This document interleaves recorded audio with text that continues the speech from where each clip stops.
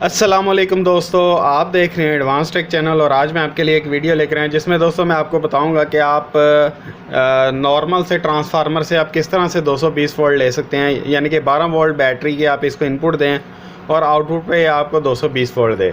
तो दोस्तों इससे पहले भी मैं एक वीडियो बना चुका जिसमें मैंने आपको बताया था कि आपका यूपीएस जो है, नॉर्मल घर में यूपीएस होता है, वो किस तरह से काम करता है, ट्रांसफार्मर किस तरह से डीसी वोल्ट को 12 वोल्ट डीसी को एसी 220 में किस तरह से कन्वर्ट कर देता है। उसका एक छोटा सा मैंने आपको कॉन्सेप्ट बताया था कि ये किस तरह से काम करता है, किट किस तरह से इसको जनरेट करवाती है।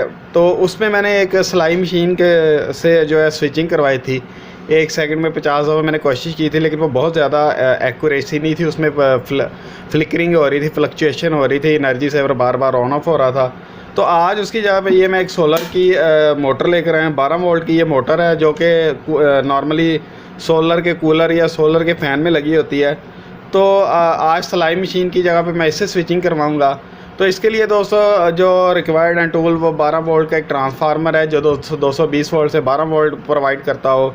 एक 12 वोल्ट डीसी की मोटर रिक्वायर्ड है और 12 वोल्ट की बैटरी, जो कि ये बड़े से थिम्बल मैंने साल लगाए हुए हैं। तो इसमें 12 वोल्ट आ रहे हैं बैटरी के।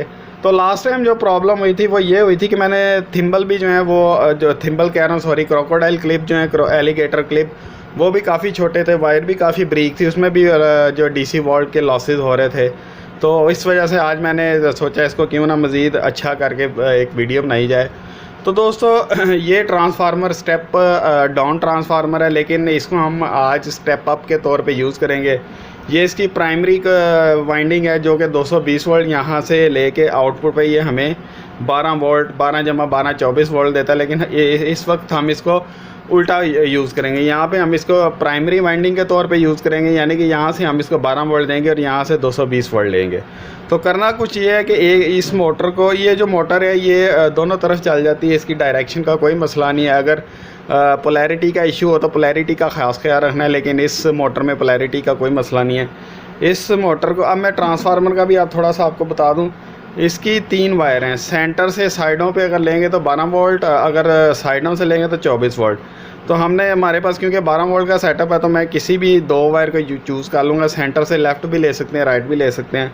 आपने इस मोटर को सीरीज़ में लगा देना इसके साथ। लेट्स सपोज मैं इसको सीरीज़ में लगा देता हूँ। तो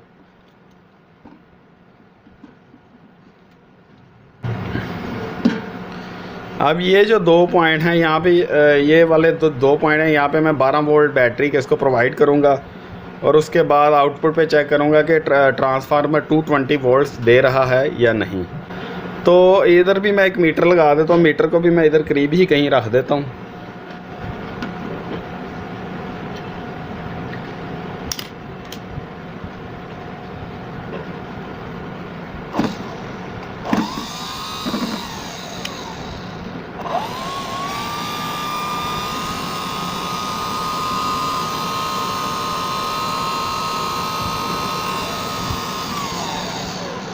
ये तकरीबन 40 वोल्ट्स के करीब गए हैं एसी के।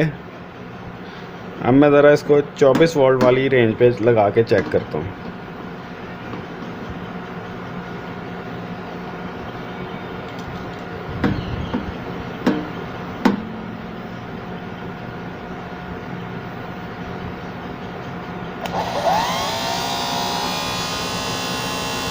थोड़े से इंक्रीज़ हुए हैं, 50।